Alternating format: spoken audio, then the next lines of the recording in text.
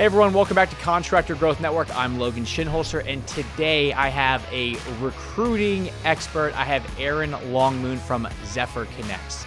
Erin specializes in recruiting services tailored for small businesses with a focus on aligning company culture with employee values. Her approach is personalized, addressing the unique hiring challenges and opportunities in small business and contracting company environments.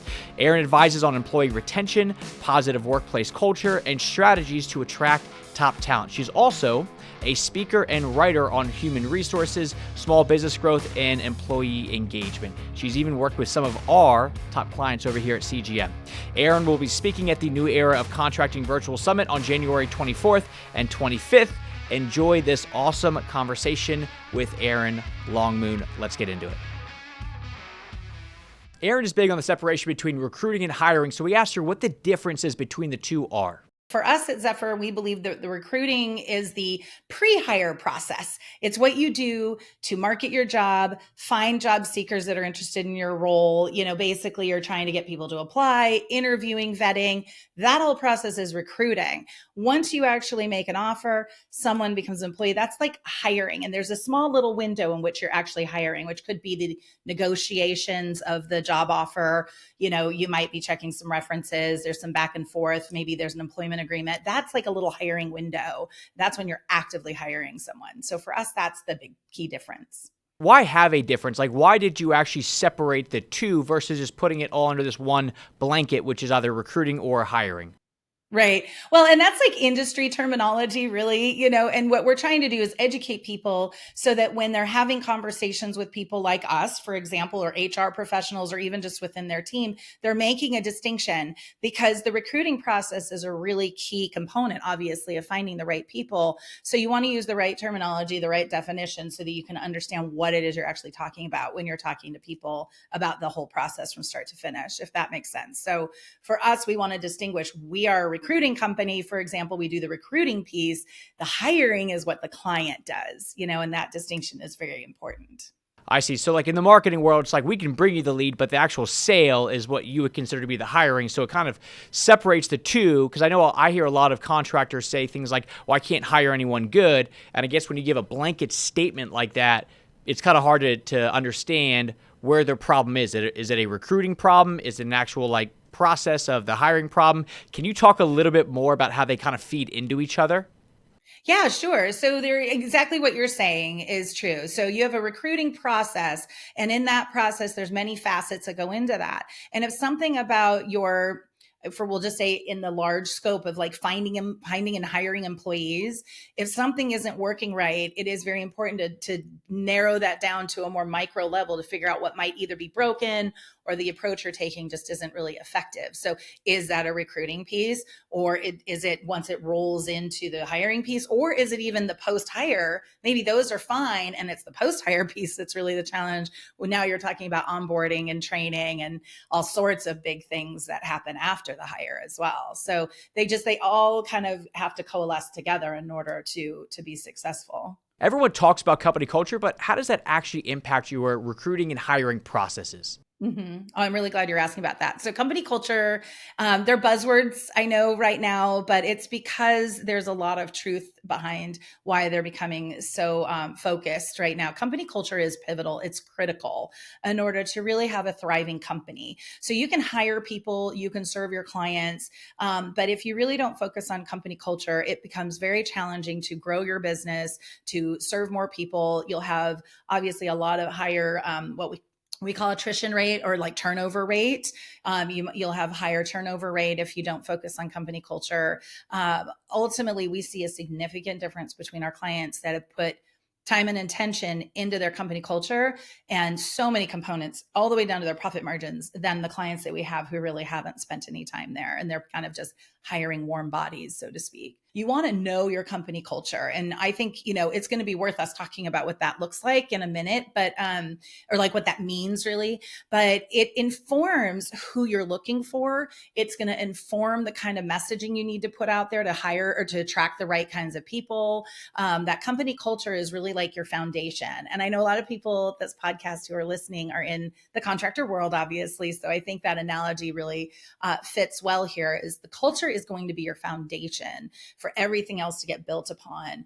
And it's going to, help you, like I said, identify the right people. It's going to help you make the right kind of offers. It's going to help you with onboarding. It's going to help you with retention. It's just, culture is just so critical to the whole picture of all of it.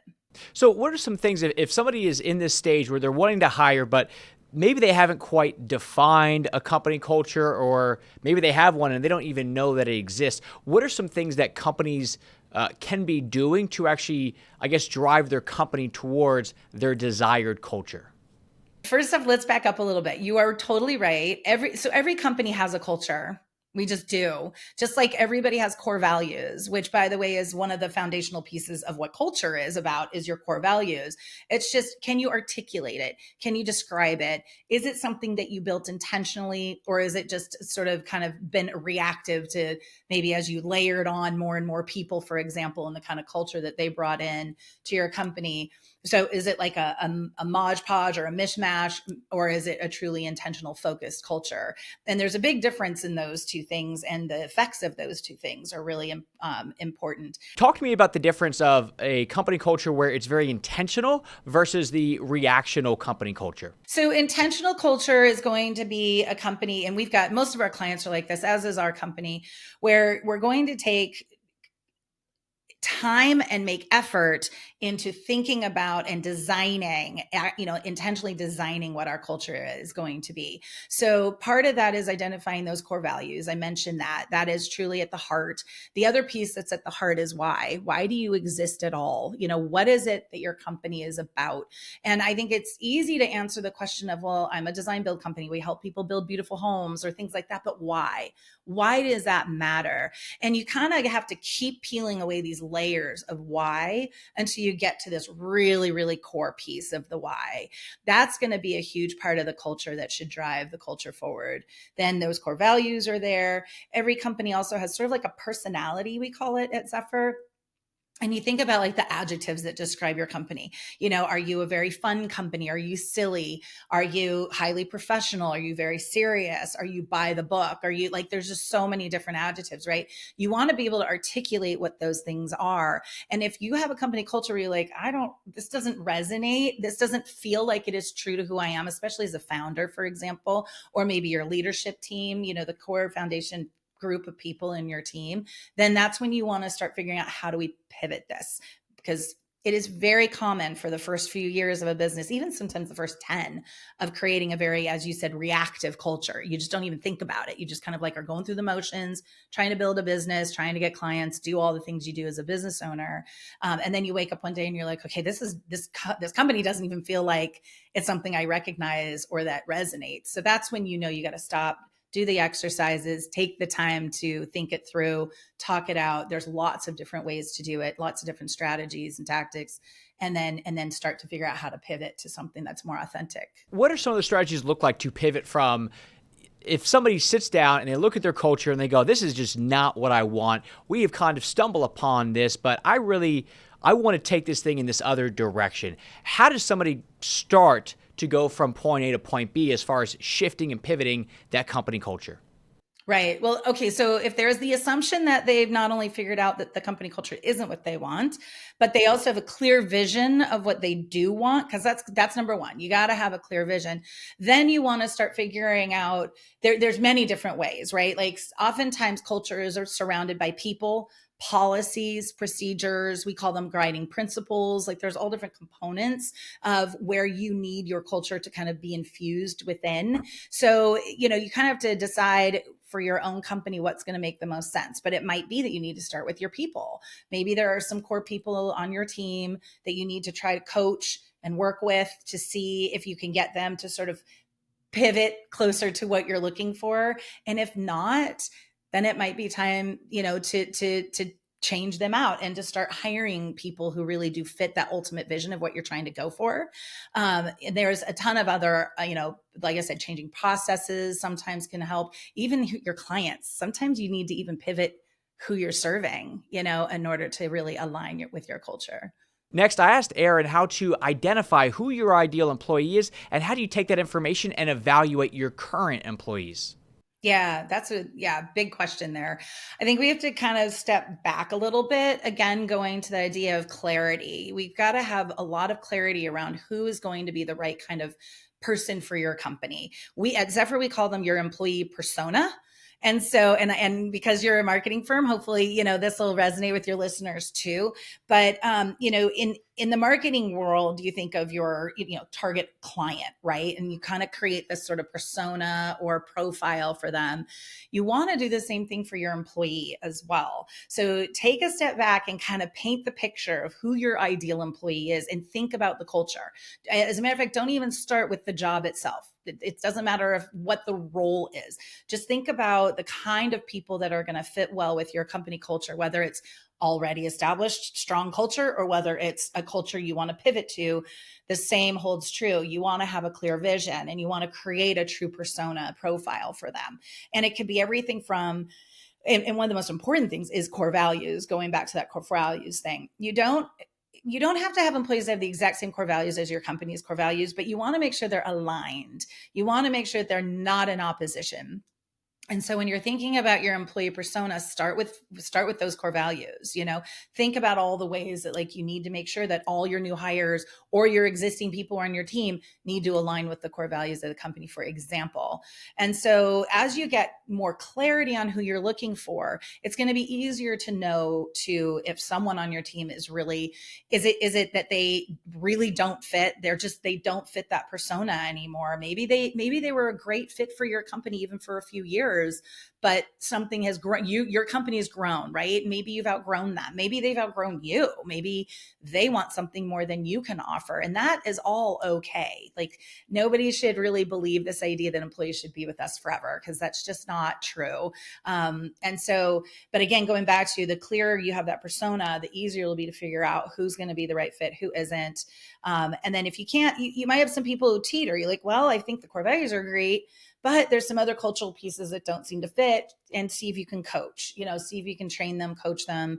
And then if you just cannot, then it is time to part ways. And then when you go into the next recruiting cycle, when you try to find the next person to replace them, that's where you really want to up level and start truly only hiring for culture fit. Love it. And I like the tie in into the idea of marketing, where you have your employee persona, but you also have your ideal client persona. And I know I've heard you talk in the past a bit about how recruiting is a lot like marketing. So can you talk to me a bit about, I guess, the similarities of recruiting and marketing in the business realm? Yeah, absolutely. And it's like marketing and sales. So I'll talk about the marketing first, and then it just naturally pivots into sales. But so today's recruiting world is different than it was when at least I first joined the job market, which was a long time ago. And it's going to continue to shift and modernize. And one of the ways that it needs to modernize is being seen not as an HR function. In my opinion, this is my own opinion. I get a lot of pushback sometimes on this, but I really truly believe that the recruiting process is a sales and marketing. And then it becomes HR the moment you're in that hiring discussion. When you get to that hiring piece, then it becomes about HR, and sales is in there too, to be honest. But when you look at the recruiting piece, you're trying to attract the right people. So again, you're trying to attract not just a number, a quantity of job applicants, but the right applicants. That is marketing. You use marketing strategies, marketing techniques to do that. You need to stand out. We're in the swiping and scrolling world, and that is no different anymore in the job, like in the recruiting space. Most job seekers now look at jobs on their mobile phones, on their teeny tiny screens, and they're just scrolling and scrolling and scrolling. So you have to get them to notice you fast enough that they stop and they read your job post, because if you just look like everybody else, they're just going to keep going by.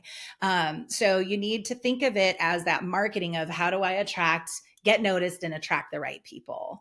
So that's the big piece. And then it pivots into sales once you actually are in a dialogue now with someone, right? Now you're having a sales conversation and they're trying to sell you on them, but you are also trying to sell them on your organization and what you have to offer. So you need to think of that conversation as kind of a little bit more sales, like showing all of your benefits, showing how you can help them solve problems, reach their goals, like all the ways that you can help serve their needs. And that's going to be a pivotal point in the conversation as well. Recruiting is not just a one-sided conversation. So I asked Erin, how do you actually sell your company to prospective employees? If you want to be able to find the right people and really build the company the way that you want, then you need the right people. And that right people, that relationship needs to be more of a partnership. And so when you're really looking at it that way, it's like, I can't grow my company Zephyr Connects to where I want to be without the right people. So I need to sell these amazing people who walk through my door when I'm recruiting on our vision, on our mission. I need to sell them on where we're going and how we can support their own personal growth goals, their own personal career goals.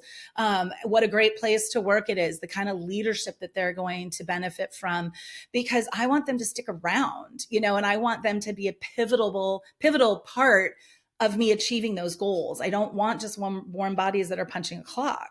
And so if you're just focusing on the paycheck and that's all you're trying to sell is like, hey, I'll pay you another $1 an hour than the guy down the street, you're really just going to get people who aren't going to give it their all. They're not going to stay. They're going to leave for another 50 cents that the next person's going to offer them down the street, And so again, it depends on where you're at in your growth. It depends on your ultimate goals.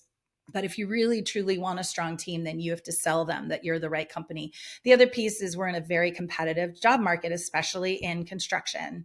There's not as many construction people in the contractor world as there are jobs and as there are companies. So you want them to pick you over your competitor down the street, And so if you want that and you get someone amazing, you're going to have to sell them. You're going to sell them on the culture and all those pieces, not just the paycheck. And on that idea, back to like the sell them on the culture, there's like this notion in the trades that it's just you show up, you work hard, you go home, and that's about it. How important is showing and selling the culture when it comes to the recruiting process? Like specifically in the trades where it feels like more of this like gristly, salt of the earth people that you're going after? For whatever reason, and I think it's because of our own core values and who we attract a lot of clients who are actually trying to disrupt this aspect of the industry. They are trying to offer a different kind of place to work than that ubiquitous, kind of just salt of the earth. And it's even, I'll be honest, I'm going to go so far as to say somewhat unhealthy. There tends to be higher rates of smoking, higher rates of drinking in this industry, higher rates of injury. I mean, it is a very physical job. It can be a very stressful job, right? And so it depends on the role you're in, but it's pretty seeped in that kind of, reputation, I guess you could say. And so we've got a lot of clients who are trying to disrupt that by creating healthier places to work, creating really great places to work. They are learning how to be really terrific leaders. They're trying to develop their people, not just the skill of, hanging a cabinet or refinishing wood or whatever it is, but also being, people with emotional intelligence, people who can communicate well, and they're investing in that. And then how that's playing out is their attrition. Again, those turnover rates are much lower. The people are staying longer. They have lower injury rates. They have higher productivity. And at the bottom line, I mean, they've better profits. Than like I said, even some of our clients who aren't investing that much into the culture.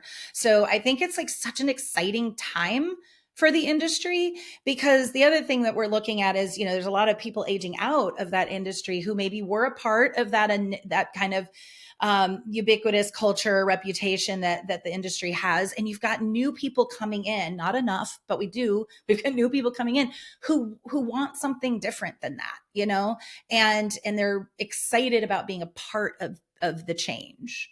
So it's a really exciting time too. If all this sounds like a lot, we get it. We've been there. So I asked Erin, how do you actually know when it's time to hire an outsourced recruiting firm versus just doing it all in-house yourself? Yeah, that's a really good question. And I wish I could say it was a black and white answer. There kind of isn't. It depends. I think that, when you're a newer company, for example, it's not necessarily a great time. You don't even really know exactly who your persona is yet. You kind of have to date people for a while to figure out who your ideal employee is. And that's true for all businesses, so there's going to be a period of trial and error where it probably isn't worth the investment. But then you get to a place like most of our clients, for example, have been in business for at least 10 years. And they're at the time now where they're allowing people on their team to be able to hone in on their strengths. So the leader is, focusing on their best and highest use, as we would say. And their leadership team is doing the same. And everybody on their team has a very strong role. It's full time. They have no more hours to give to another project like recruiting. And no one on the team really has the skill set. It's again, going back to that, when you pivot where the hiring you do is critical to the growth and the trajectory of your business, that is where I, think it's a really good time to start, looking at the idea of outsourcing the service. And can you talk a little bit about, when you're saying a specific role is pivotal to the growth of the company, what does that mean? Sometimes again, going back to the warm body idea, right? Like sometimes you just need to get the job done and you just need people who are skilled enough to help you get through. But then you get to a point, I remember this point for Zephyr even. I woke up one day and I was like, okay, I'm no longer just this like business I'm trying to get off the ground. I'm now truly an employer. And I now truly have like a solid enough of a company. I know what we're doing. I know what we're about, that now it's time for me to scale and grow it.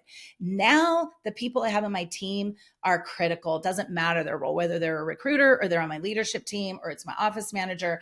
They all need to be able to 100% own their own, role, carry their own bags, as you might say. They can come up with their own ideas, their own solutions. They can, I need the kind of people who don't need to rely on me for the answer to every single question in order to move forward. That is a different kind of person, And so that to me is like where it gets really pivotal, where you want to invest in the right people. That's when it becomes very, very important. If you decide to take this on yourself, Erin shared some really good insights into the overall recruiting process. So the things that you have to do, it's, like the process, by the way, is, probably 20 steps. That's a whole other podcast and I'd be happy to do it with you. But there are some core things, going back to that, start with the persona. Who are you truly looking for? Don't just think, oh, I just need somebody who knows how to swing a hammer well. It's, going a little bit deeper than that. You want to write, this is one that's really important. You want to write a really compelling job post. We talked a little bit earlier about how you've got to get attention. Even if you're looking for carpenters, you need to get them to pay attention to your job post. There are so many carpenter job posts out there. So why should they stop and look at yours? Why should they, apply to your position, for example? So you want it to be compelling. You want it to be eye-catching. You want it to be, enticing. But the other thing that I see so many companies getting wrong on that is they're not thinking about it from the perspective of the job seeker. So we think of it as, oh, I've got this great company, I'm just going to go sell it. But what if what I talk about doesn't matter to the job seeker? So you got to stop for a minute and put yourself in their shoes and what really matters to them about their next job that they're going to take, right? And that's how you want to write your job post. You want to write it from that perspective. And later in your job post, you can start selling your company and talking about what you need. But first, you want to address their needs. And that's really important as well. And that can make a huge difference in getting the right kind of candidates. So you talked a lot about just the job post. And it's funny because I would say most contracting company owners either don't have a job post or they created it on the back of a napkin in the span of 5 minutes. So when it comes to crafting and creating a job post, what are some things or elements of the job post that need to be in there for it to be effective? Okay. So there's a number of things. I mean, the first thing we do at Zephyr is that first piece needs to be this like like this very compelling, quick message that grabs attention.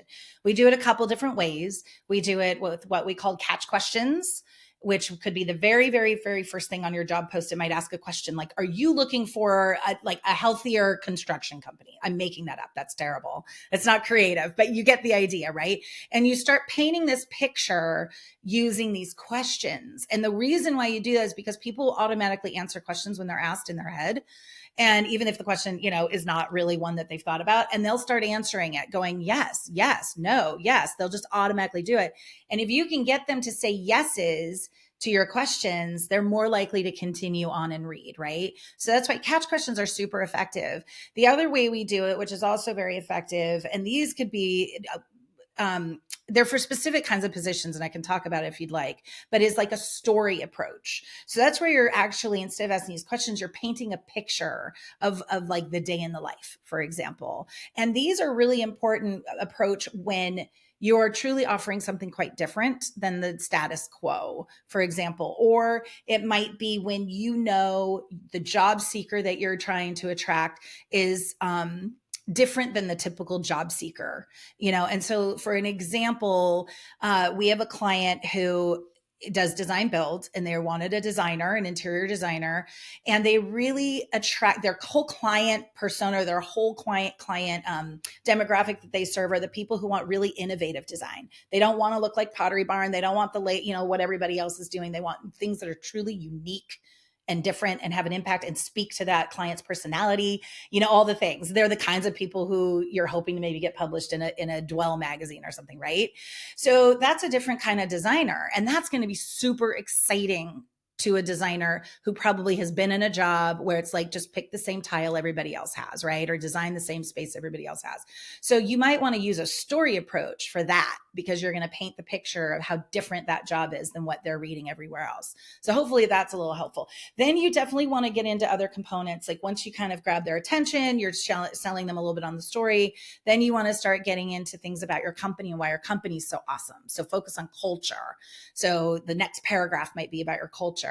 Another really effective thing to do, is to add in quotes from your employees. Like just do a couple little testimonials of what it's like to work there. Throw those in. Then below that is where you want to start getting into what you would see on a typical industry standard job post, where you're going to be like, here's the role, here's the responsibilities, here's all the things you need to know, here's the degree you need to have, like all the must-haves, and then the pay and all those details down below. So that's sort of a basic structure. When you're going through all this, this sounds like it's going to be a longer job description. Is it meant to be a little bit longer than most, or are you doing all that in the typical, framework that most job descriptions are, and you're just very, it's a very truncated story, a very truncated set of testimonials? Like, what does that look like? Well, if I understand your question, it depends. It is good to take the time to write a longer one. You will have a better chance of attracting the right people if you're truly painting the whole picture and saying the whole story. We have some job posts that, if you print it out, a piece of paper would be two pages long. Sounds like a lot, and I get that. And no, I can hear people saying no one's going to read all that.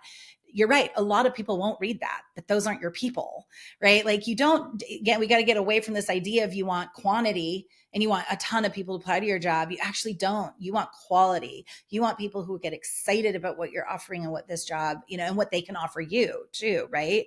So the longer the job posts, the more likely you are to get people who are really sold on your job before they even apply sometimes, which is really great, because then what they'll do is they're less likely to ghost you. They're less likely to drop out partway through. Like they will hang tight as you go through whatever vetting process you've decided, how many ever interviews, things like that.